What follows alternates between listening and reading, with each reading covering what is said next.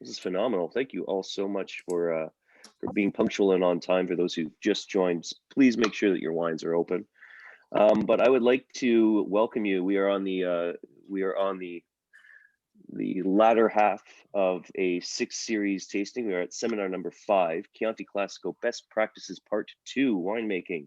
A close look at winemaking techniques to bring out the best in Sangiovese, hosted by none other than John Szabo, and brought to you by Chianti Classico, the Consorzio Chianti Classico. This could not be here without our friend and colleague, Christine. I'd like to ask you to say just a few words, please, Christine.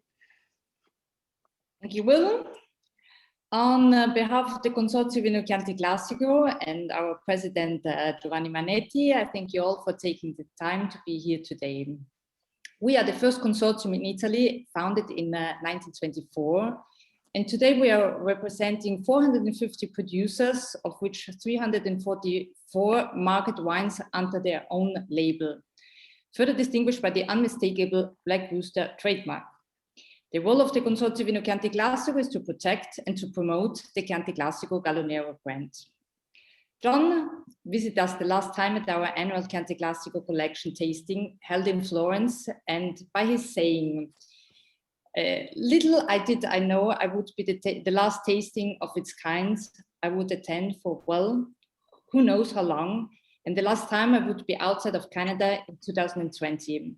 So these are his words, and so we are extremely proud today that even so in a new way, the history continues, and John can teach us more about winemaking techniques to bring out the best of Sangiovese. Thank you as always to Will and his team, Amanda and Mike, for the excellent organization. Thank you very much and have fun. Great. A few housekeeping notes as per normal. We'll keep everyone on mute. I am going to be providing John with the host power, which is very unnerving for me. For those of you who know me, I'm a bit of a control freak, but I'm very grateful it is John who knows how to do this. We have 6 phenomenal wineries with us today. Without any further delay, John, I will pass this to you, and please lead us through this. Benissimo. Thanks, Will. Hey, everyone. You know what? I'm starting to actually enjoy these Zoom tastings. Are you enjoying them as well? What I really love is that you can use that little chat function and speak amongst yourselves, and also, of course, direct questions directly at me or any of the specific panelists, and I encourage you to do so. The plan is to go through the wines, go through the panelists, and then at the end, bring everyone back on the screen just as we are now, unmute you all, or you can stay muted if you wish, but to ask any direct questions that you have at that point, because it would be great to hear your voices. I know you know Chianti Classico, you know Sangiovese, many of you have been to the region. What I hope to give to you, or what I hope you get out of this session, because I know it doesn't sound terribly exciting, like my last session, which was all about viticulture, not terribly exciting themes, but they are, trust me, because what you'll get out of this is the vocabulary, the understanding to then move forward in your Chianti Classico journey to understand the techniques, now more specifically in the winery, that lead to the styles of Sangiovese that you like. And I've thrown a couple of polls in there that we'll bring up whenever Will deems it appropriate, but they're more like, I guess you could call them focus group session questions than certainly not an examination. It's more some opinion. I just want to hear what my colleagues have to say and think about Chianti Classico and Sangiovese production methods. Invariably, we will mention soil, and we will mention elevation. We will mention aspect. You cannot speak about Sangiovese without taking these things into account. And I'll say straight off the top here that I believe Sangiovese is one of the most representative varieties to reflect certain things. I know we say that about a lot of different grapes, and we could throw in examples like Pinot Noir and Chardonnay that are also very reflective. I think Sangiovese should be counted in there. I don't think it is in the minds of many of the trade, simply because we are now in a new era of Chianti Classico, of Sangiovese, of Tuscan wine production that is a heck of a lot more respectful of this transparent nature of the variety. So, we will mention vineyards, and for me, it's actually primordial of the type of soil that the grape grows on. I think that's probably the overriding characteristic. So if you have questions about that, don't hold back, jump on in. But really what I want to do is take that information and then now apply it to the winery. So we'll hear from each of the panelists what kind of conditions they're growing in, and then what they do to maximize, in their views, the expression of Sangiovese in their style from their little particular part of the appellation. So let me just quickly introduce the panelists if I could, and then everyone will disappear. We'll throw up some slides. It's not a deep PowerPoint. It's more just to bring you into the region through some imagery, through some shots of the cellars and the vineyards and so on. So don't feel you need to scribble any notes, but scribble away if you have to. So I'm going to do it in order that we're going to be tasting the wine, so you can line them up if you don't know the order already. So we're going to start with Volpaia, Federica Mascheroni. Chianti, give us a little wave. Federica, all the way from La Chiesa di Volpaia. It looks like from the beautiful background that you are there. Thank you for joining us. Then we're going to move over into Gaiole with Riecine, and we have Elisa Gramaccioni. Where's Elisa on my screen here? She might have been, oh, you're right in the middle. Hey, give us a little wave. So Elisa is a temporary, maybe permanent stand-in for Alessandro Campatelli. He's off doing priority business with his daughter. If he can join us, he will join us back. If not, we're in the good hands of Elisa. Then we're going to go on to Carlotta. Carlotta, where are you? Salvini from Pagliarese. So connection here between Felsina Rardenga, property that all of you know, Pagliarese, which is a property probably none of you know. In fact, I'm going to be tasting, I think for the first time. It's a new development by the folks over at Felsina. More on that in a moment. Then we go to Carobbio, Dario Facin and Enrico Primazzone. Where are they? Somewhere around there they are.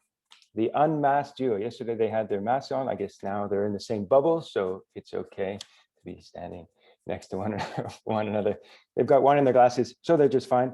All right, over to Carpineto. We're up in Greve now with Andrea Zaccheo. Benvenuto, and Antonio. And then finally, we're going to finish with Alberto Albisetti from Castello della Panereta. Tutto bene? Okay, so Will, did you give me control here? Can we move everyone off? Okay, benissimo. So as I said, this is all about winemaking techniques, but not just. What are the techniques that give us the styles of Sangiovese, which we don't all have to agree upon, of course, but what do we like? So here we've already got all of your producers. You've all seen this map, I'm sure all of you before, just to remind you of the different communes of Chianti, because we're going to be talking about these different areas. So you'll hear me mention Greve, Radda, Gaiole, Castelnuovo, Berardenga, Castellina. This is actually a slightly old map.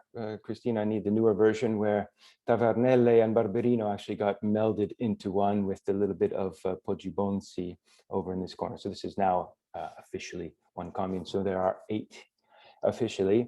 I mentioned this is not about soils, but as I also mentioned, we can't have a discussion without some mention of the soils. And I used this map last time, I'll use it again in the future, just to show that although it looks fairly simple from this general outlay, it is not. Chianti Classico is a large area.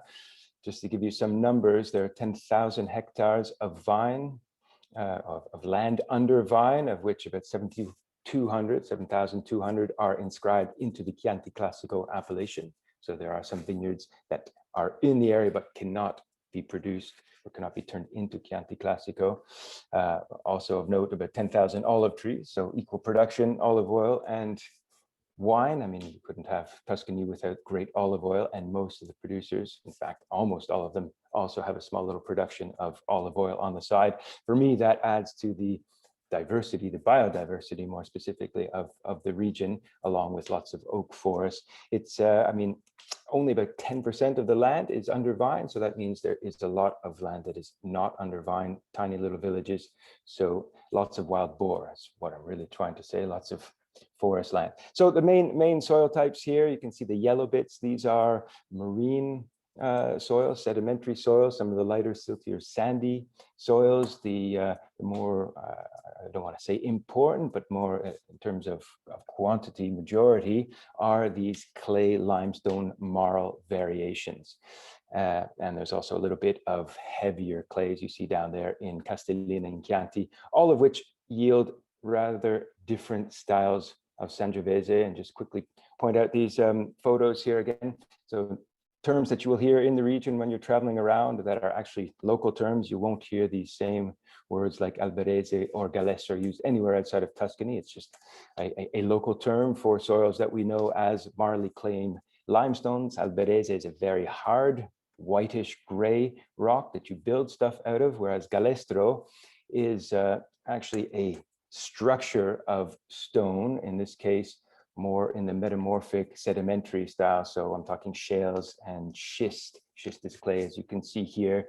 It's not defined as a soil in and of itself, but rather a structure of soil that's much more friable, much easier to break. You wouldn't build anything out of Galestro. What does that mean for a vine? Well, obviously much easier to penetrate through a fractured soil like Galestro than it would be in some, say, harder Alberese vineyards.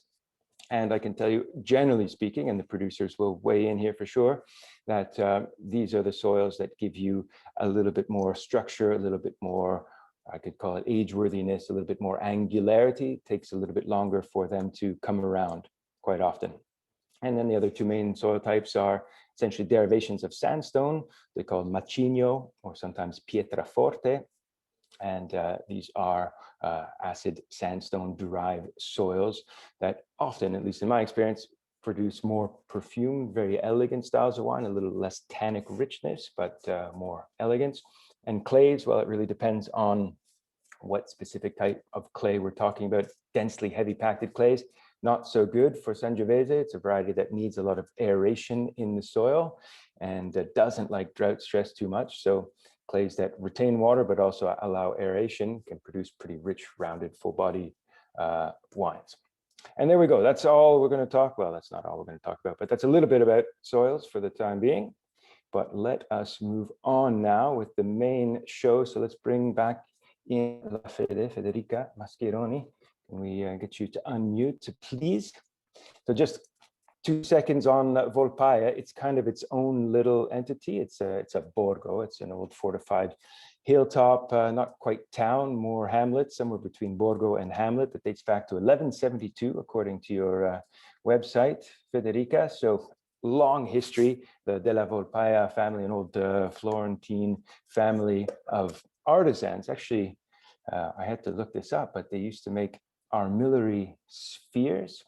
And if you can just picture what like a globe on a stand, old school would be, this is with spherical rings that depict the objects of the sky in their proper order. And some are based on, you know, an Earth-centric, some are heliocentric, depending on which side of the Galileo argument, I guess you were on. I don't know what the Volpaia family believed in, but also one of the more famous members of this family going back built the solar clock that's in the Palazzo Vecchio in Florence. So tons of history here. And Federica, please join us. You're still on mute. I'm here, ready to talk with you. Brava, really thank you. So just quickly, where we are in Radda in Chianti, so right in the heart. This is in that area that, I don't know, you call it Alto Chianti. I think that's a decent way of putting it. So the higher elevations. Remember, in the region, we go from, you know, a couple of 100 meters in some of the lower lying vineyards up to almost 650 in Lamole. Federica, you're around 400 meters or so for the most part? We reach over 650 because actually, if you go back in the slide of before where you were showing Volpaia, on top there is a vineyard that on that slide it shows has planted, but actually we are planting that one. So with that one we are going to reach over 650 because the village is around this piece right here that I see fallow over in the corner. That one's going to be a vineyard of Sangiovese, because the one on the right actually is the Malvasia and Trebbiano for the Vinsanto. So, but the one on top there is going to be the new Sangiovese from that vineyard. So I imagine the Volpaia family would have thought you absolutely mad to plant up there back in 1252. I'm sure it was way too cold to ripen anything up there, but today, different story. Yes, for sure. It's totally changed the climate, you know, it's changed. So for mostly of the word is a problem, but actually for us it's been much more easier the life. So the ripeness is a bit easier to reach it. And so also our wines obviously have changed. So at the beginning we needed much more time of aging, and now it's and also on the vinification has changed very much. Which So, you're going to tell us all about. I just want to show some of the photos that I have. All right, okay. So tell us a little bit about your soil, but don't get too caught up because we got to move on. okay, no, because it's very important for me, you know, John, it's like I love the agriculture, and so for me the soil is very important. Here is a picture of the Galestro, but as you know, in Volpaia there is Galestro, but at the same time Macigno, so the sandstone that we were talking before, and a lot of sand. And this means that the roots, as you mentioned, can go really deeply down, and so can get the water more than from the sky, from the bottom. So it's much more mineral water. And so this will be a footprint inside the wine. So basically the vinification, my winemaker is going to kill me, but is a part, is like a step, but basically is what we do in the field is the basic, so much more healthy is the fruit, less we have to work in the vineyard. And so organic growing also on the concept since the 2000. So since a long time that we are certified organically. And so trying to bring the best grapes. And for the vinification, we try to work as less as possible. Here you have our way of the vinification, so everything in stainless steel. As you can see from the two pictures that we have on the left, we have open tanks and closed tanks. So to be able to decide how much oxygen we want to put inside our wine during the vinification. But basically, we pick all the grapes by hand to be able to select the grapes, to select the grapes for the Chianti Classico and the Riserva immediately from the vineyard. Vinify inside these tanks, press it very softly, and then the first few days not be touched very much to extract as much as possible the antociani, so all the colors. And then only in a second moment, after 2-3 days, we start on the rimontaggi, on the punch down, on the pumping over. Pump overs. Yes. So do you actively encourage a pre-fermentation cold soak on your Sangiovese?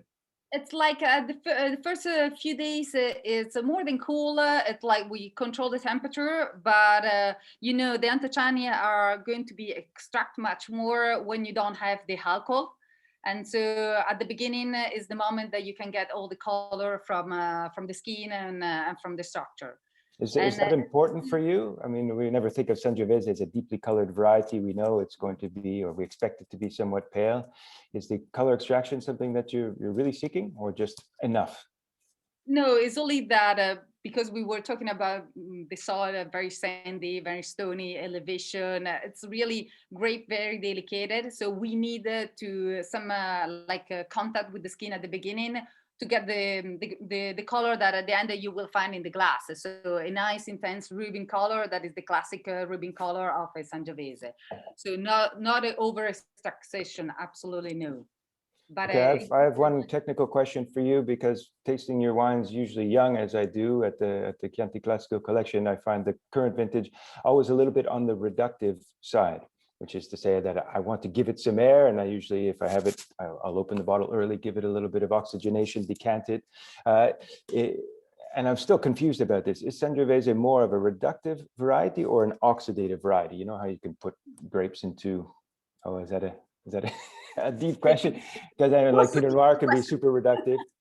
Maybe we'll get somebody else in. But for your wines, I was always curious whether it's the elevation or it's the vinification techniques that lead to this particular expression that over time in the bottle, of course, dissipates and you get the beautiful aromatics. But they're a little bit closed and tight, I find, in the early stages. I think it's much more than the vinification. Is that one is about the location. So elevation and soil makes delicate wines, so not over expression.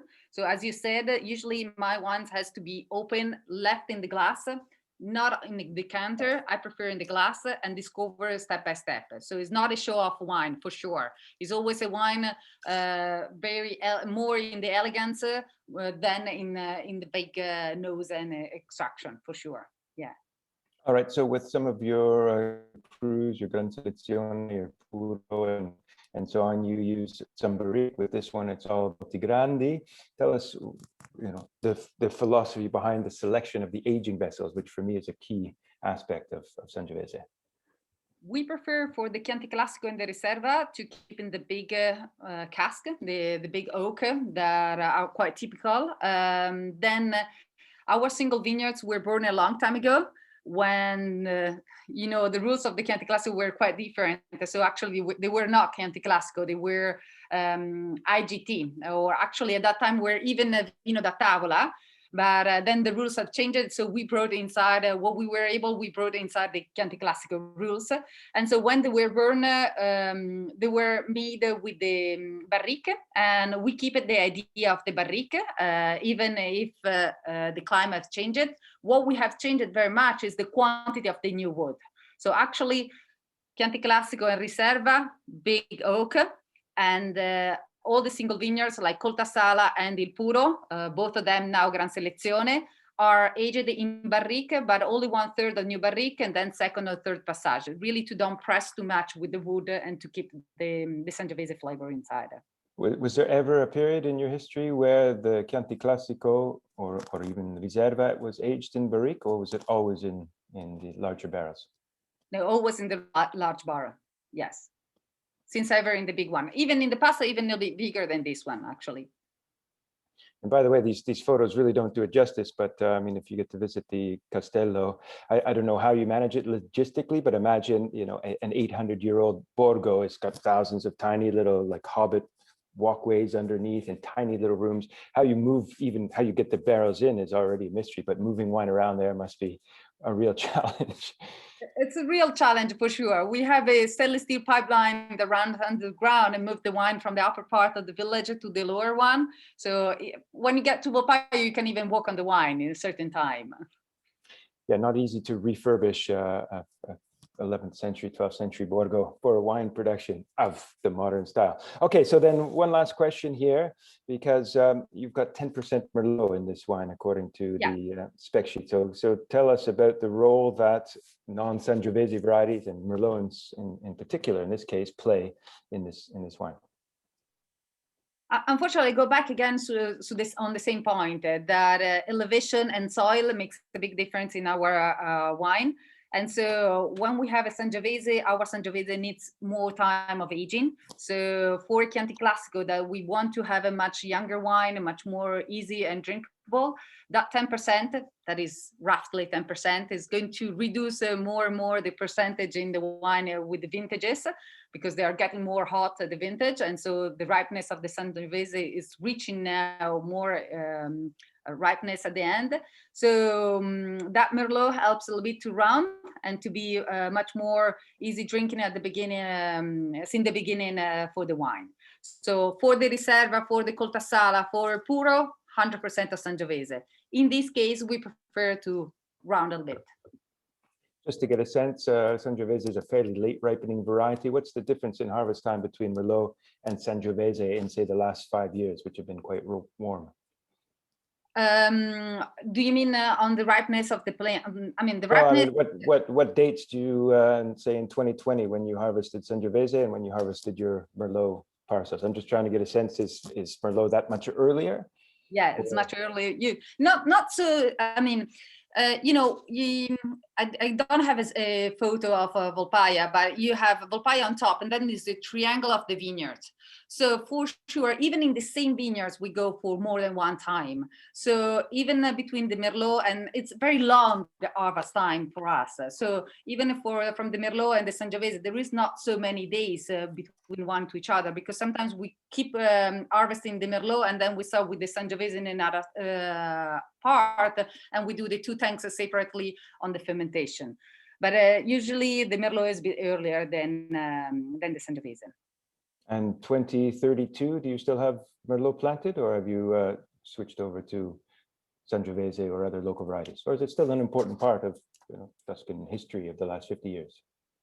on the 2032. 2032 or 2029. Okay. Pick a date in the You have future. a globe that I can look inside and see what is going to be the future, because I would really wish.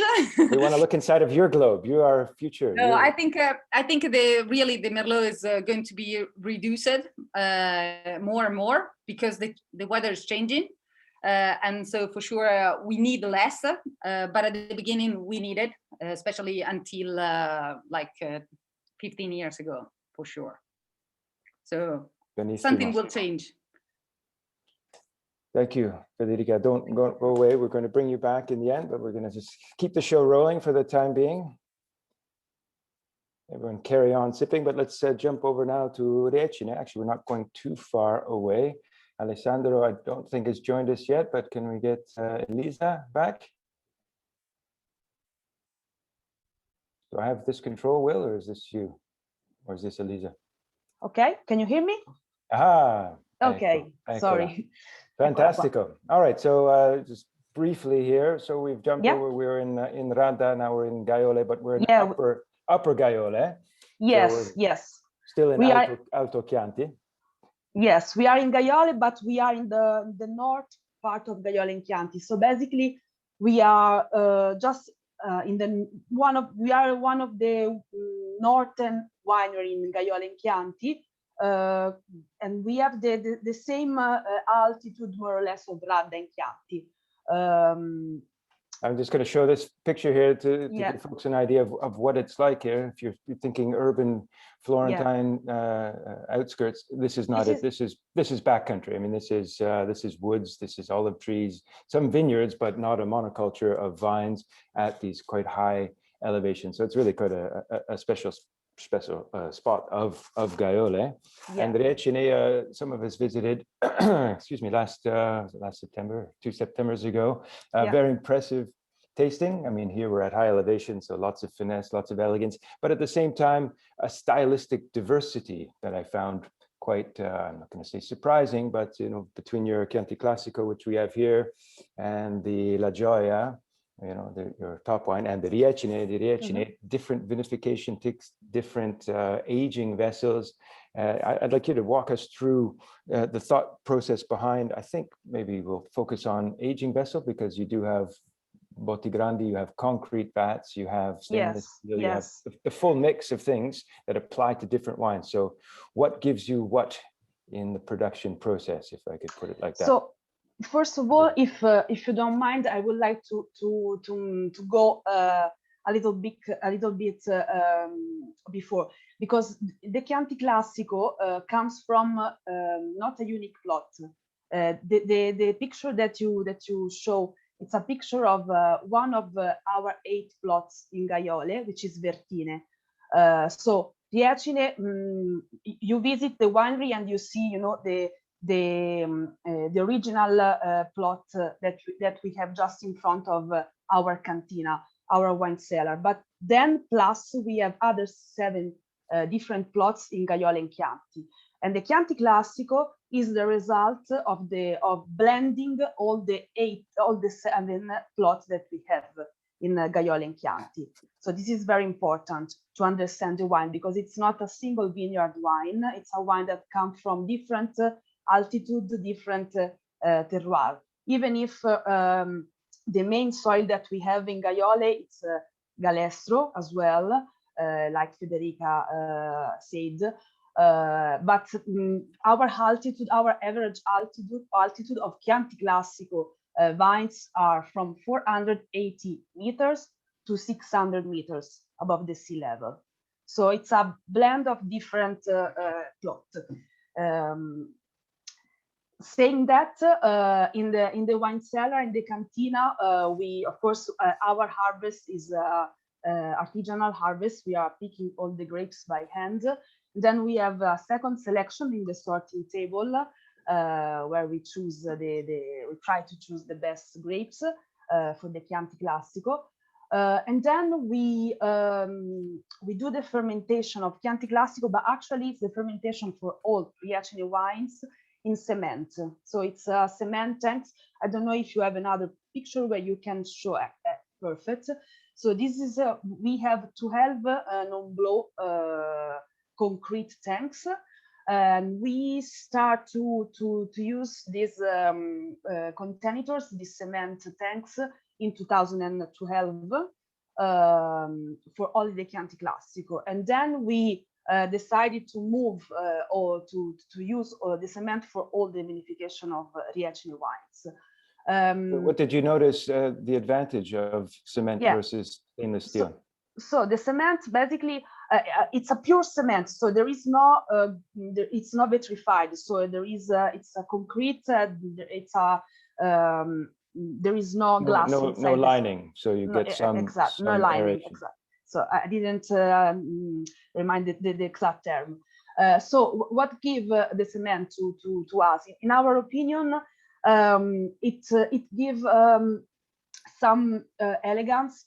I mean, we can say that it's a good compromise, you know, between the steel tanks, which is a great container, but it's a neutral container, and of course the hood, the hook, especially during the fermentation. So the cement respect the fruits, especially of the Sangiovese, and give in the fermentation process that tannin, but it's a soft tannin.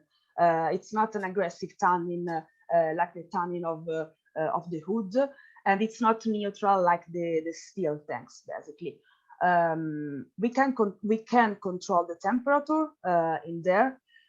So basically, it's a fermentation. We do the fermentation in that, and after 3 or 4 days we start to do the punching down, then the pumping over.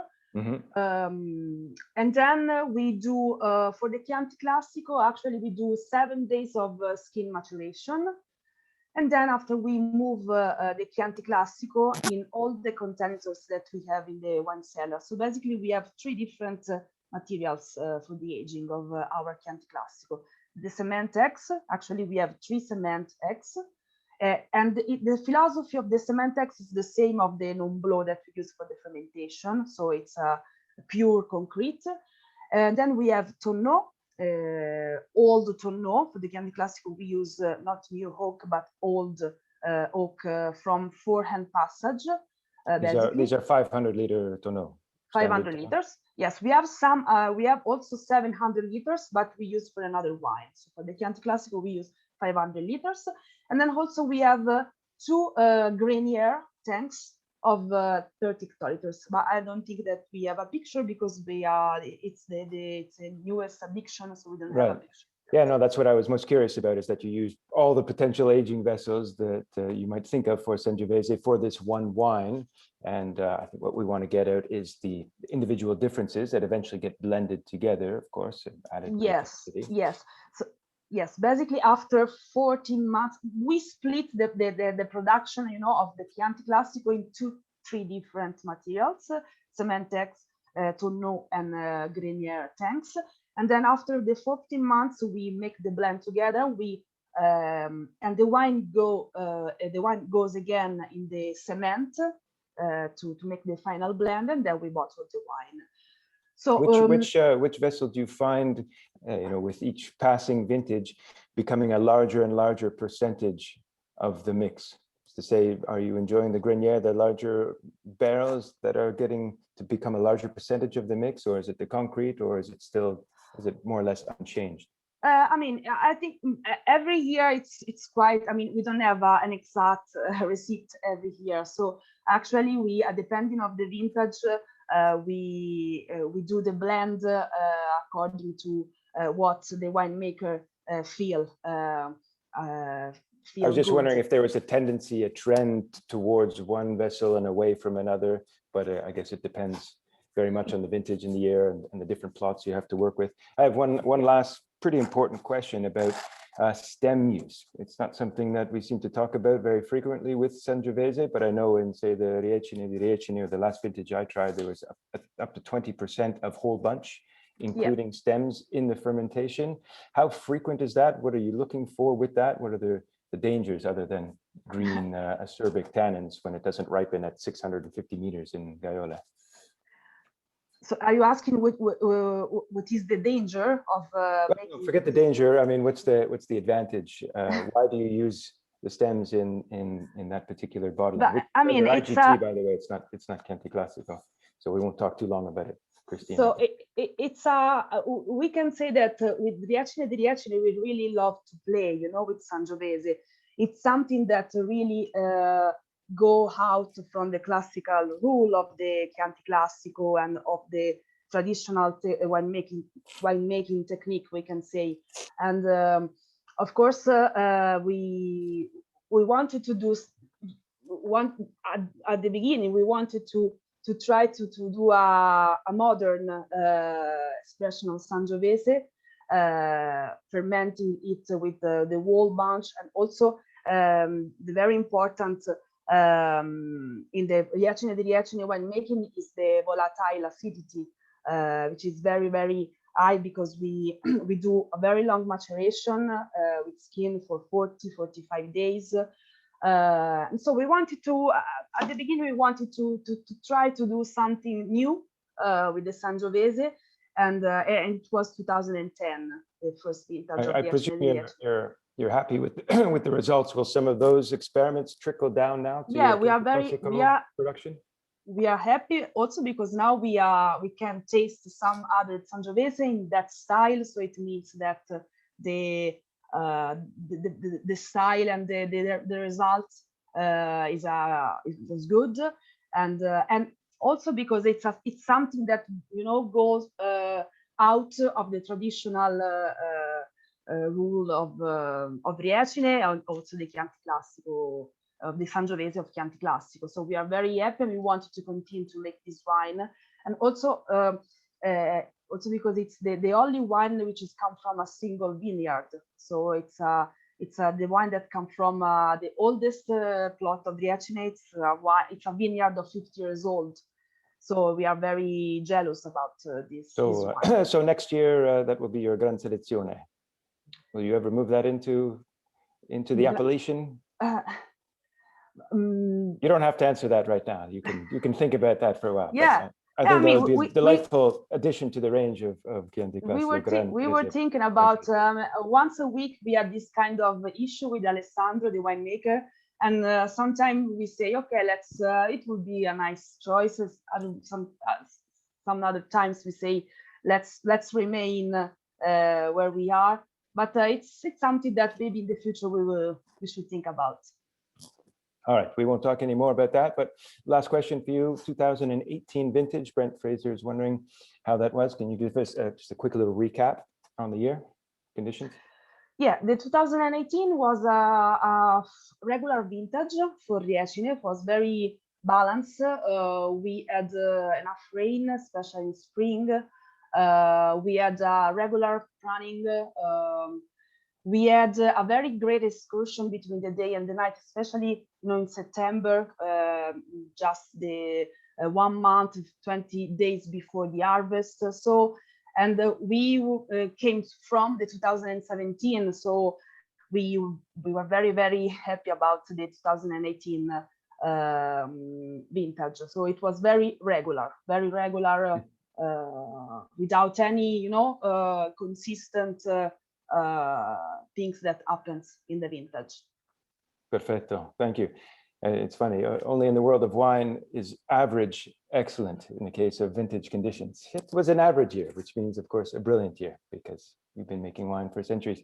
Brent, just for the record, my impression of the 18s, lovely, fresh. I mean, you tasted the Volpaia, you're tasting this now, very juicy, very immediately engaging wines. I just found them joyful to taste, joyful to drink. And certainly they'll sell there a little bit, but you know, they don't need years either. Grazie, Elisa. Thank you very much. Don't go away. No, I'm here. Don't move. Okay, well, let's move on now. Let's go to Pagliarese. Where's Salvina?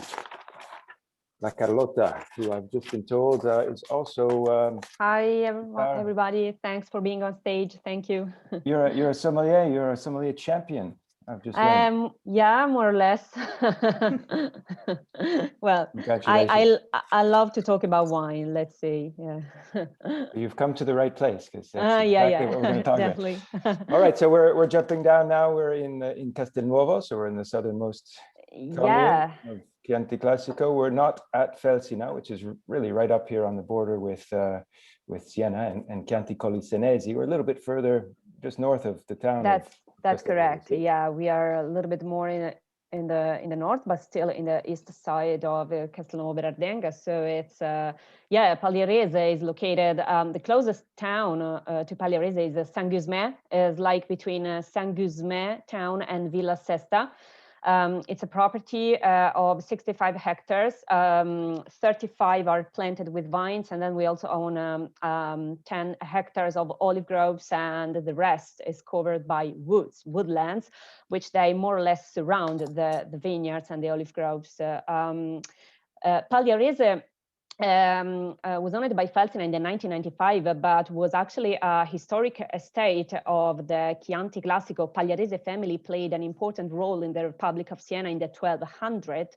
And then in the 70s, 80s, Pagliarese was quite well known. It was a popular winery because was also part in the scientific research project with the University of Florence called the Chianti Classico 2000, together with other producers. They identified 7 new clones of Sangiovese and other minor clones, non-Sangiovese but native grape varieties like Canaiolo, Mammolo, Colorino, and some of them are planted in Pagliarese.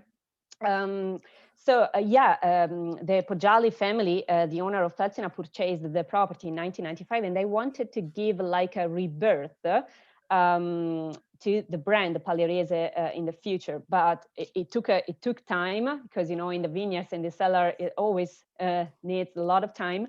A huge project of recovering the oldest vineyards, because when they purchased the lands, more or less the vineyards were almost abandoned. So, and as you know, when the vines get older and they get also sensible to diseases and to the ESCA diseases, which is actually a trunk disease, so was a huge work of recovery, and they used the materials of the mussel selection from oldest estate vineyards dated from 67 to 74 to plant the new vines, Sangiovese, of course, and Canaiolo and Mammolo, which makes the particular blend of Pagliarese, which is 90% Sangiovese and 5 of each Canaiolo and Mammolo grape varieties.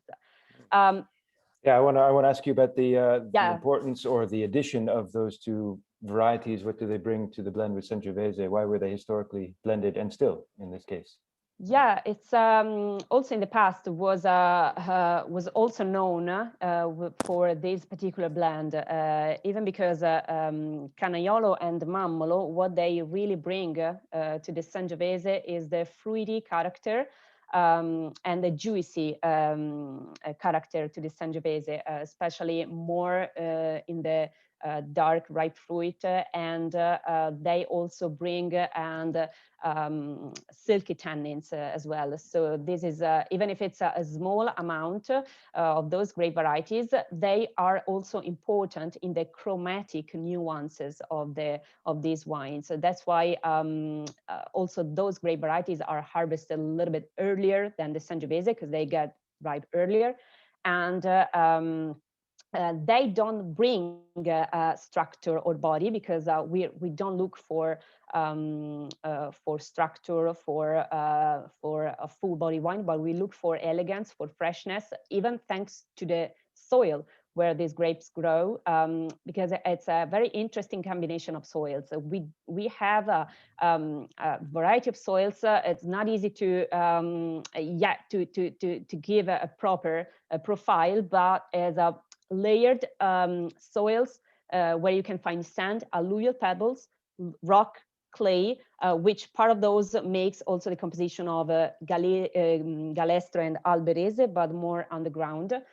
And yes, this makes the identity of these wines. We currently produce a Chianti Classico and a Riserva. 10,000 bottles produced of the Riserva, and almost. And 2015 was the first vintage of the new era. Yes, we can right. Say that? Yeah, because as I mentioned, it took a long time, especially for the huge recovering project of the vineyards. So we planted the new vines. We kept actually the old ones. Some of the old ones are still there and still working. We're not producing not that much, but they are part of the heritage. Are 70, 80 years old vines of Canaiolo, Sangiovese, and Mammolo. Keep them for their genetic importance, right? If you can take cuttings and replant as you have done. Yeah. That's why. That's brilliant. Yeah, so Canaiolo Mammolo, essentially softening agents, if I understand you correctly, certainly important historically when Sangiovese was a little tougher to ripen, but still useful for the freshness, for the softness. In the absence of white grapes, which are no longer permitted, they serve that softening role. All right, so you taste obviously regularly at Felsina. You taste Arancia and Colonia and those fantastic wines. Many of those are aged in barrique, where here we are. Pagliarese is. Pagliarese is aged, just in Botte Grande. Yeah, we use Slavonian oak barrels. There you can see the Botti at Felsina, and maybe I love this photo only because it shows you the danger pay that one should get as a cellar hand if you to climb this ladder. That must be because to refill the barrels from the top. Yes, huge okay, work. So this is from Pagliarese. Here we are in Pagliarese, and we still there. We use the Botte Grande, but because in the past they used to make wine using Slavonian oak barrels, so.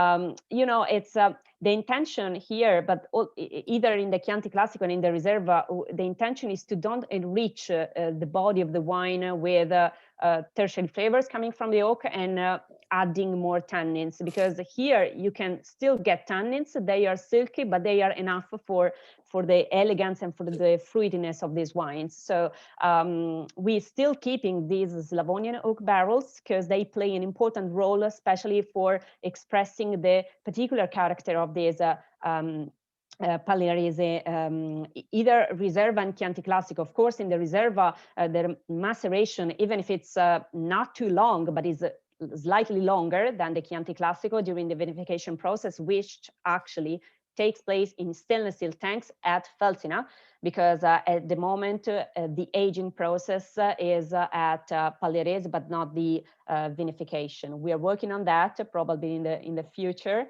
Piano, not all at once, right? That's a big investment. Yeah, just one question for the sommeliers out there: how would you like to see this wine listed on a restaurant wine list? Is this Felsina Pagliarese, or is this Pagliarese on its own entity? How tight is the connection, or how tight do you want it to be?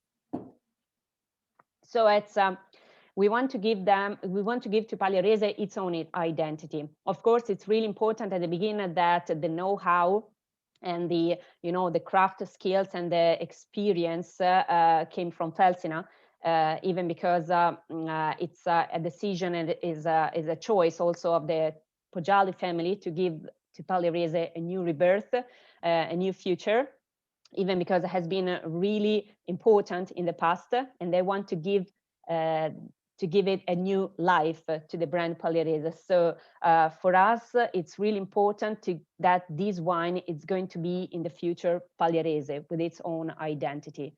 Capito. Okay, so it's the final test of your sommelier examination. This wine's on the table. What food are you recommending to drink with this? Alongside while you drink this. It's a very versatile wine, so you can pair with different types of food. Of course, it reminds a Tuscan tradition. It reminds Tuscan recipes. So you can pair with a nice first course of tagliatelle and ragu. Very easy and simply, but always satisfying. Hi, my wife husband's at work. He will call you. How much do we owe you? I guess I got to intervene here. You can take screenshots. Bye, baby. Whoever is not muted. Bye.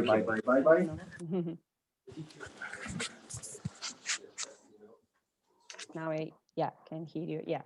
And Okay. yeah, Sorry about first that, folks. course or yeah, that's fine. First course or second course would be great. Also with a bistecca. Thank you. Thank you very much. All right, again, don't go away. We'll be right back, but let's keep the show rolling here. Let's bring in Mr. Dario Faccin and Enrico.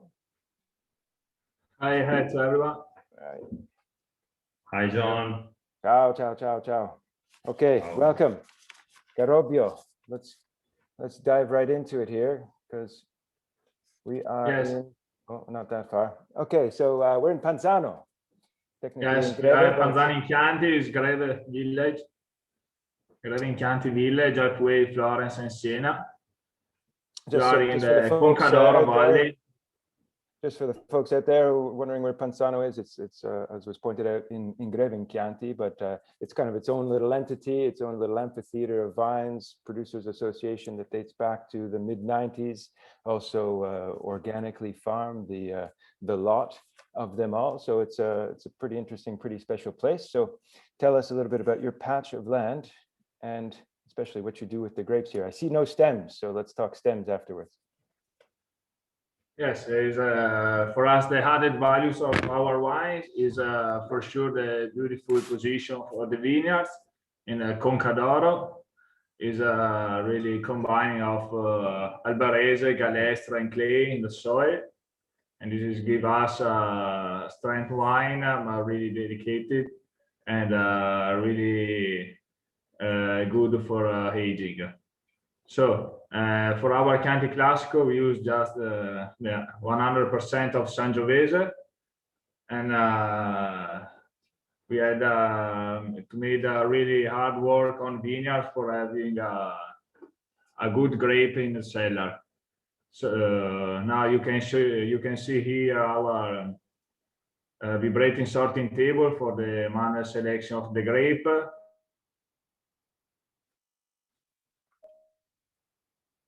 Then the passage in our steamer. Can you tell us about the use of 12 degrees? Can you tell us about the use of stems in Sangiovese production? Do you systematically destem 100%, or are there vintages in which you think perhaps we might include a small percentage, and why would you do that?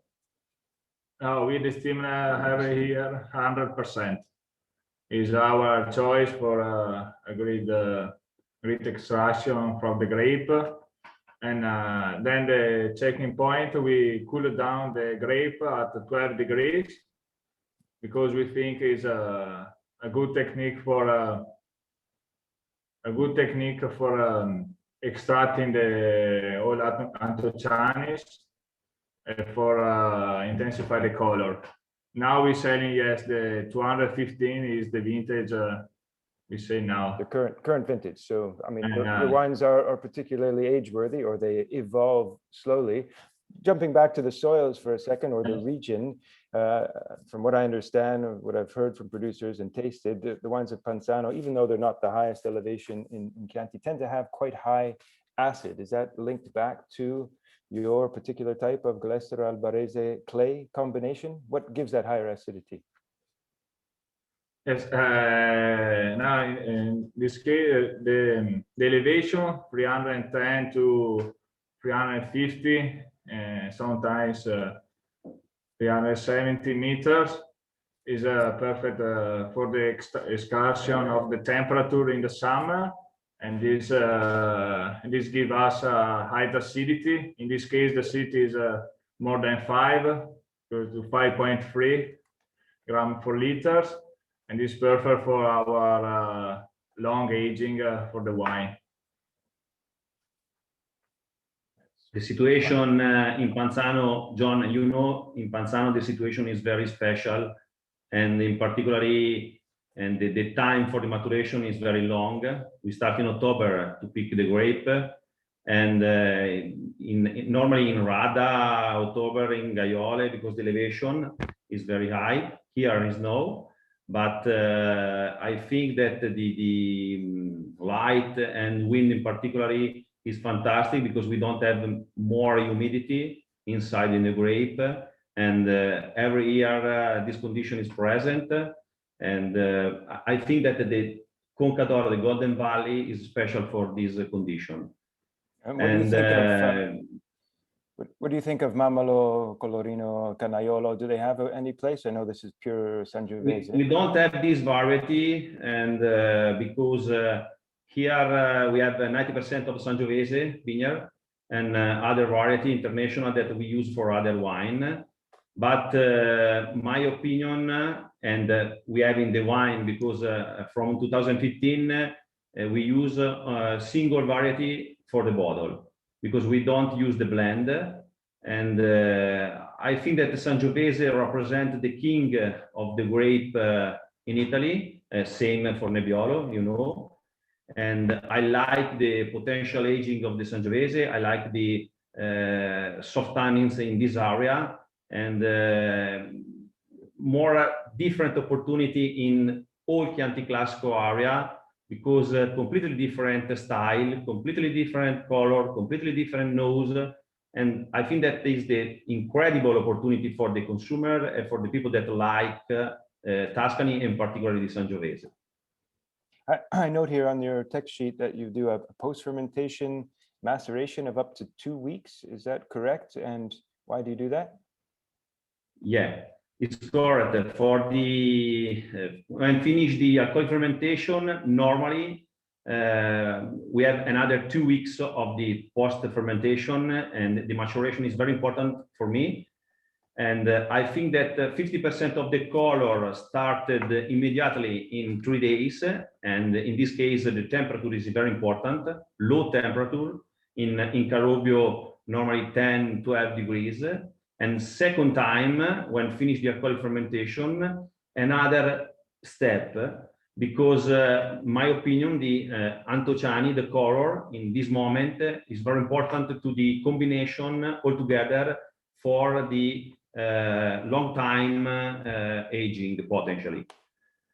But every year is different, because in 15, for example, the post fermentation and 15 days. In 16, 18 days. In 17, only 12 days, depend.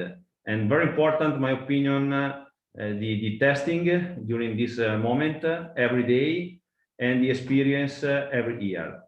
And this is our job, and is the fantastic opportunity, because every year is different. In the sheet is the yeast indigenous, but we use the selected yeast. This is the not correct, and but every people have our style. Our style is different, and my opinion, in different typology of the Sangiovese style is important. Grazie. I have 1,000 more questions, but we'll save them for the end. And by the way, all of you out there, if you have any questions, throw them in the chat box. Otherwise, we'll bring you back up at the end. Otherwise, I'm going to ask all the questions, and that's probably a bad idea. Just a small little cultural tidbit for those out there in Carobbio was entrusted to Anton Maria Gherardini in 1479, who was the father of Lisa. Yes, that Lisa, yes. Mona Lisa. Da Vinci's famous Mona Lisa, and I presume she visited the property, so we've walked in the same steps as the Mona Lisa herself. Little culture. Yes, this is the fantastic history here, because we have more documents that we take in the historical library in Florence, and now the idea to produce the smaller book of the history, because Carobbio and other area, San Leonardo and Ca di Pesa, was administration. Anton Maria Gherardini is the famous father of the Elisa Gherardini. And you thought it was just going to be about wine. No, Tuscany is so much more. Grazie mille. Don't go away. We'll be right back. We're going to carry on. All right. Grazie. I will stay in Greve and jump up a little bit north to Dudda. Bring in Signore Zaccheo. Dove sei? Buonasera.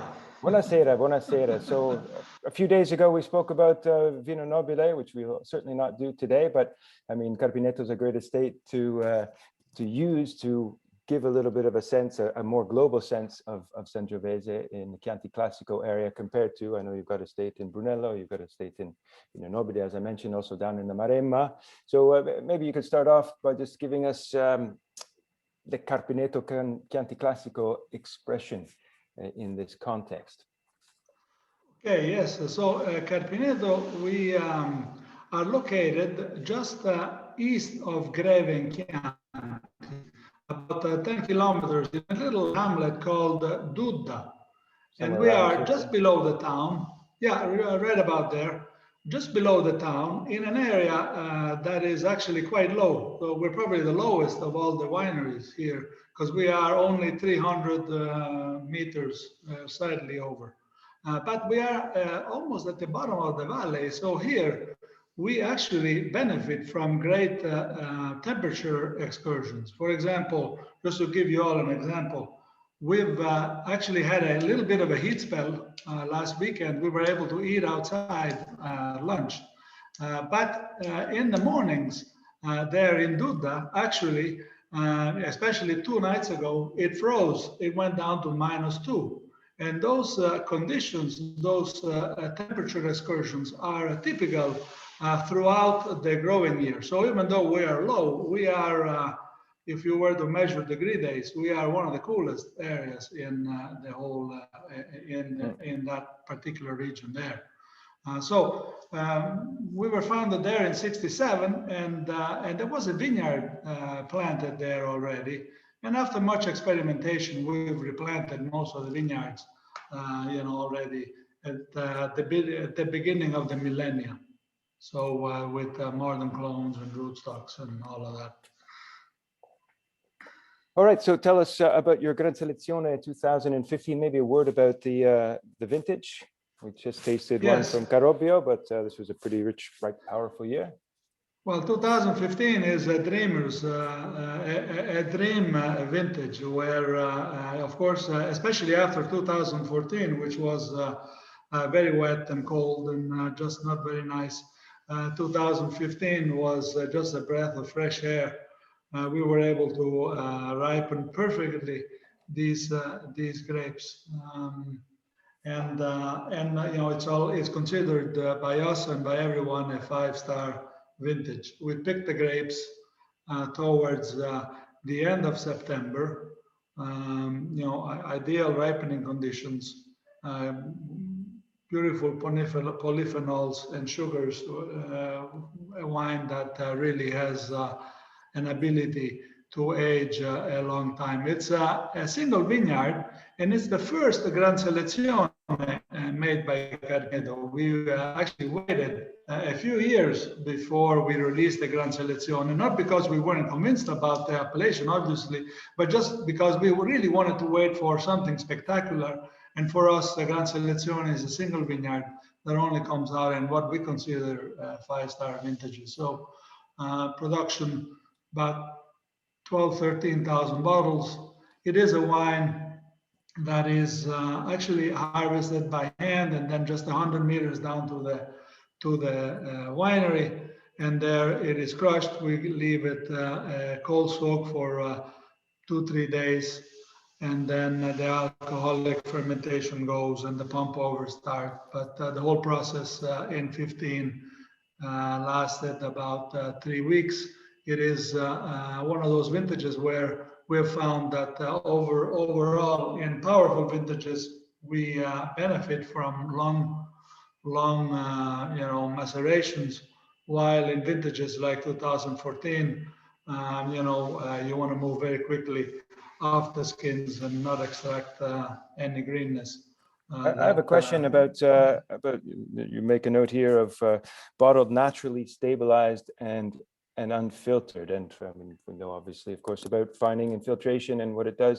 I'm interested in particular with Sangiovese, because I know there are certain varieties that have quite a lot of protein, for example, that you almost need to do some sort of fining to drop the protein, otherwise you might end up with a haze. With Sangiovese, is that a concern, or is bottling unfined, unfiltered pretty much par for the course, easy to do? Are there concerns with not fining and filtering? Well, I mean, I think it depends on the vintage, but generally speaking, for us, Sangiovese, especially at this level of quality, is a production that you can take your easy time going through the processes. So this is a wine. 2015 is actually my current vintage, so it's a wine that spends, a couple of years in barrels, and then a couple of years in the bottle. So we've had the time for the wine to settle before it goes into the bottle. And so therefore, doing a wine in this way, it's possible. I wouldn't know that, I wouldn't think that you could do large quantities of wine in this in fashion, especially if you're in a hurry. But if you're only making 10,000 bottles, then you can really take your time. Unfortunately, there's no Chianti Classico Novello category, so we don't have to worry about. No, but we do make a Novello November. that is 100% indigenous grape varieties, but unfortunately is not very popular anymore. But we wish that it will come back. We hope that it comes back because Novello is magnificent. We love it personally. Just one comment for the crowd out there. For those who don't know, Carpineto is really a leader in sustainability. I know you might be one of the few wineries that's actually carbon negative now, which is to say that you emit less carbon than you create. That doesn't know. Yes, Well, anyway, you're carbon negative, and I know you moved to lighter bottle. This doesn't seem like the lightest of your bottles. I guess this was still back in the day when the bottles were still a little heavier. Well, no, that's an exception. I mean, obviously, our Chianti Classico and our other entry wines, like for example, Dogaiolo. Well, they come in glass that is much less than 400 grams. In fact, around 360. And we do that because that way we emit less CO2 into the atmosphere. But then having all these estates, and Tuscany is not a monoculture of grapes like there are in many appellations around the world. In Tuscany, you have woods, you have olive groves, you have fields of wheat.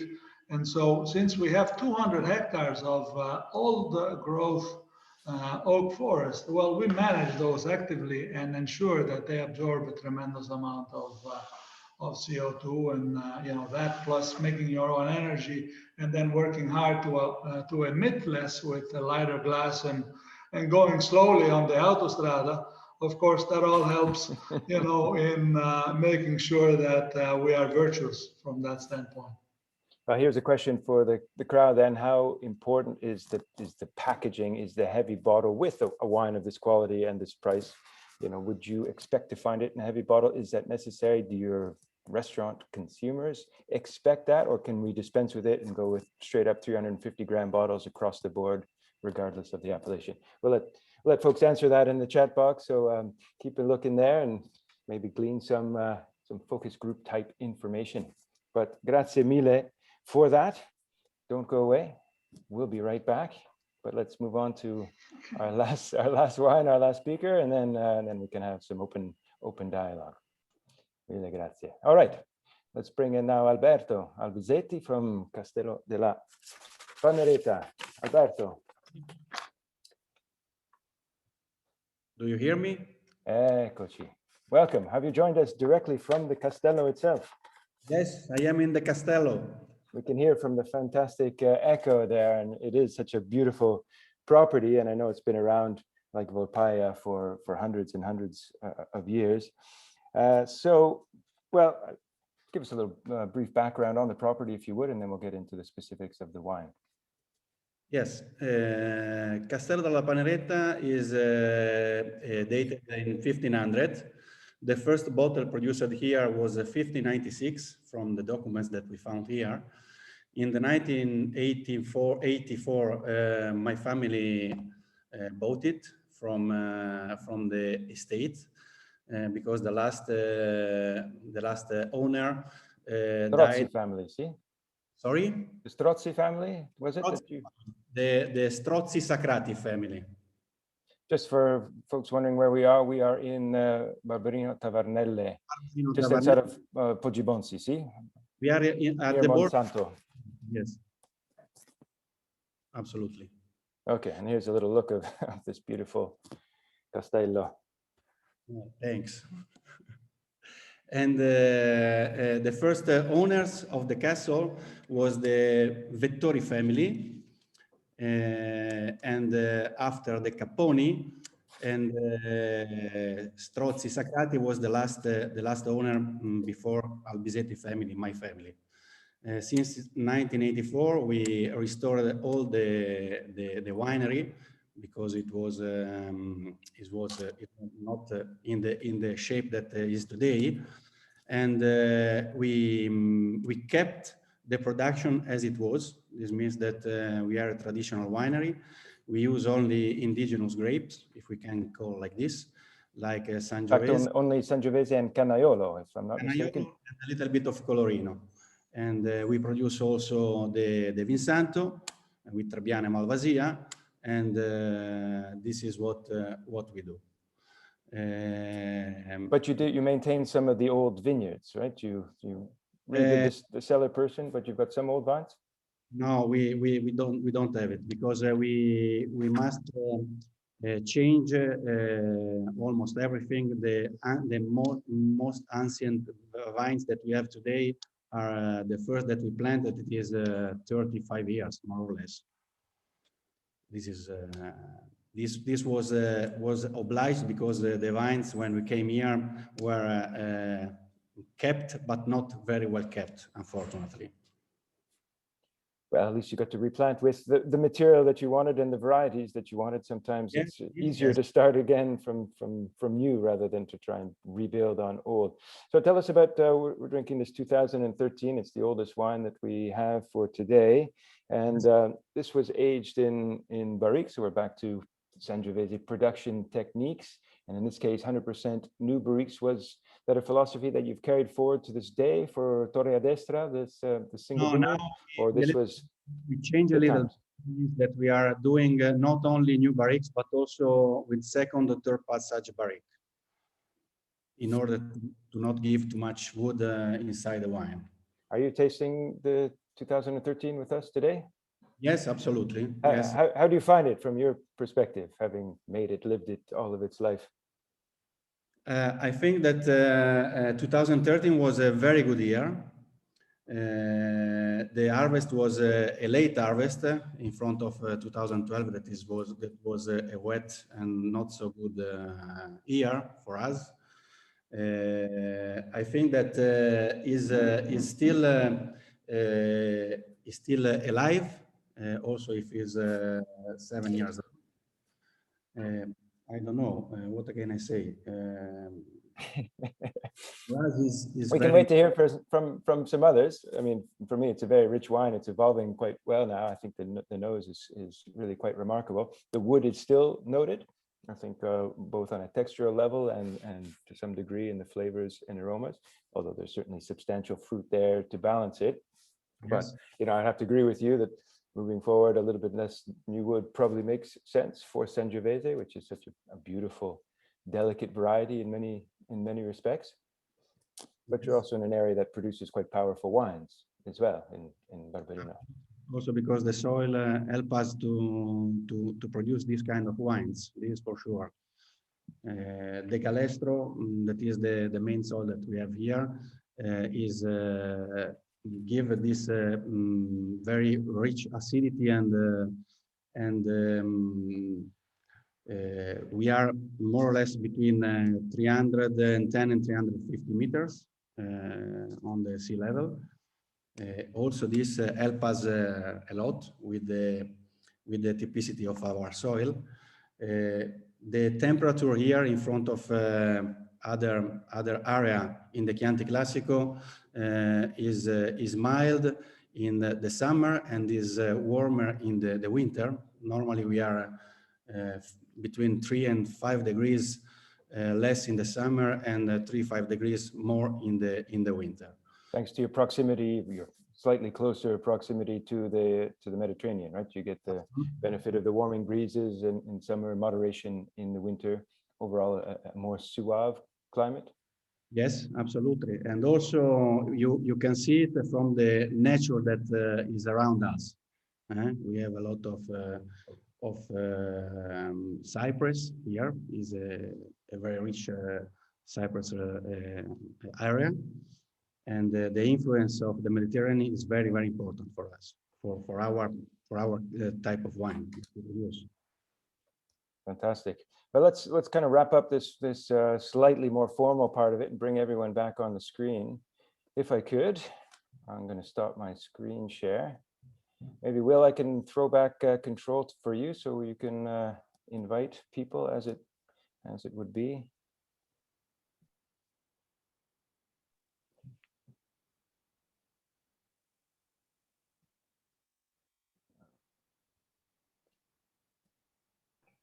The power is yours, my friend. You feel better now. You're back in control.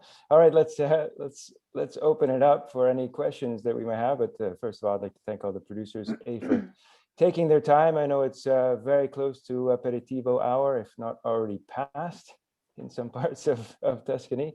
But unmute yourselves by all means, and anyone want to jump into some questions.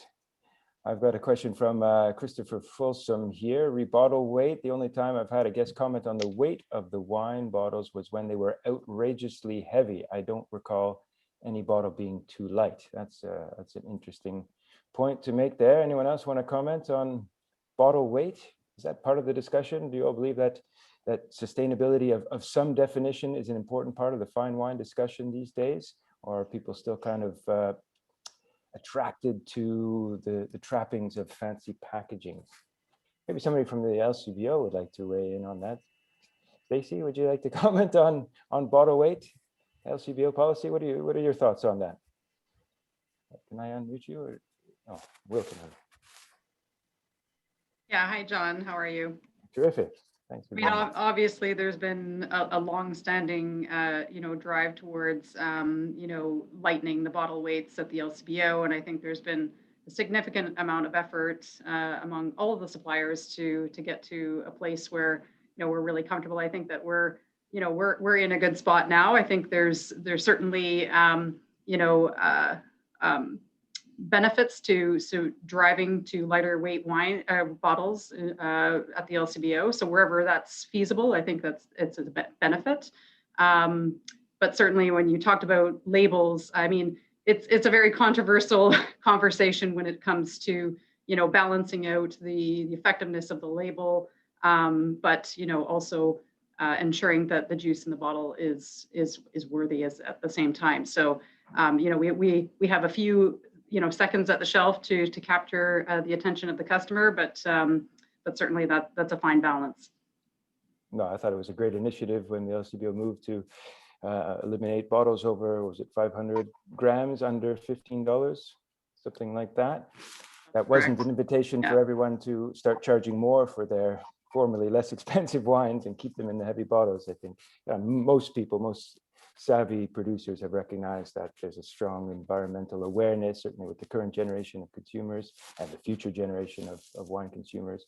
So for me, anyhow, the flag I'm going to. I think, yeah, absolutely. And I think, we've heightened that awareness with our new Spirit of Sustainability platform as well. So I think you'll be hearing more about that. And what's lovely is that we're starting to really integrate those good partner stories with the stories that we're telling from a corporate perspective as well. So you'll see more of that happening, in the very near future, where we'll be elevating some of those stories much more prominently in our communications to customers and the industry.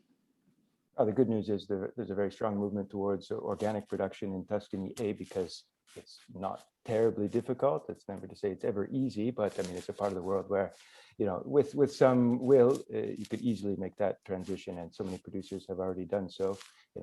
I foresee the day when we might even see a fully organically certified Chianti Classico appellation, and that would be something really quite special, I believe. It sounds like that's the direction, so hopefully that's sometime soon. Who's going to be the first region to do it? 100% in order to get that appellation, you're there. I don't know. The race is on. Well, can we throw up those polls? It might be a good time. We got a couple of polls here. I'm kind of curious to see what you all will answer after the hour we've just spent together, hour and 20 minutes. Remember, there's no right or wrong here. This is just, what do you think? Where do you place Chianti Classico and Sangiovese in particular? Are producers allowed to vote in this, or is this no panelists? That could skew the results. But yeah, does anyone have any other questions, specific questions for the producers? You have a pretty good handle on Sangiovese production. We talked about a lot of things.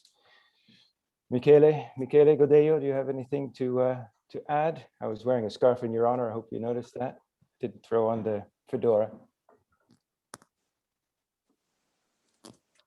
I did notice, but what's most impressive is that this is our second Zoom together today, and you're wearing a different scarf than you were in the first one. Whereas I have not changed. Yeah. No, I don't know. I'm just a spectator here today, John.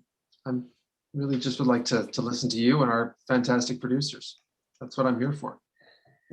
I know most of the people on this call have had the pleasure of your presentations on many occasions, so I'm honored to be in this position. So here are the results. There's pretty much everything in. Can we share those? Are they already sharing? I can see them. I don't care as long as the juice is good. I kind of suspected I threw that option in at the last minute just not to be too polarizing, but it seems outside of that, which is the obvious one, Botti Grandi, larger casks. So are we getting a general groundswell, a consensus that Sangiovese with its perfume really does best when it's not covered with the flavors of wood? Anyone care to weigh in on that? Or I can pick on someone, that's always fun too. Richard Snyder, journalist from Northumberland, looking like you just chopped a pile of wood. What are your thoughts on Barrique versus Botti versus Concrete? I got to unmute. Am I unmuted? You are, sir. Well, I tend to agree with I don't care as long as the juice is good. I think I like, looking at these wines, how individual they all were and unique and expressive. I think far be it for me to tell anybody what to do and let the producers decide what they want to do, because they've been doing it for only like 500 years, you know. We're not asking for free consulting here, Dick. We're just wondering what you as a drinker would like, or what you do enjoy. Well, I like the freshness. I like the expressiveness of the terroir and the soil and the fruit. I don't want to see a lot of maquillage, you know. Capito. Who else wants to say something? Faye, you were in Chianti Classico last September. We had to have a little tour. How did this match up with your memories of that and your experience, your knowledge of the region and the varieties? Good representation? Very much so, yeah. I would think, you know, just from my memory and from this tasting as well, I like the large Botti. But it depends on the blend that the producer chooses. You know, if you're wanting to put more international grapes, I feel like you can handle a little bit more oak. Whereas if you're going 100% Sangiovese, I like the expression in large Botti. So I have flexibility in that, but I would prefer to have the grapes speak a little more loudly than the oak. Very eloquently said, and that's a perfect segue into our next poll, Will, if you would mind throwing that up there, which kind of addresses or looks at what you just brought up. And again, no right answer here, but just trying to take the pulse of the crowd.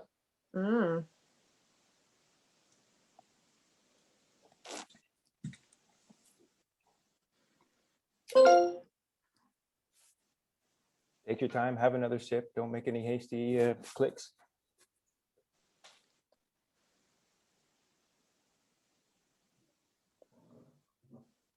And Federica Mascheroni, you're allowed to answer here if you want to. We still I did already before. I didn't want to do it a second time.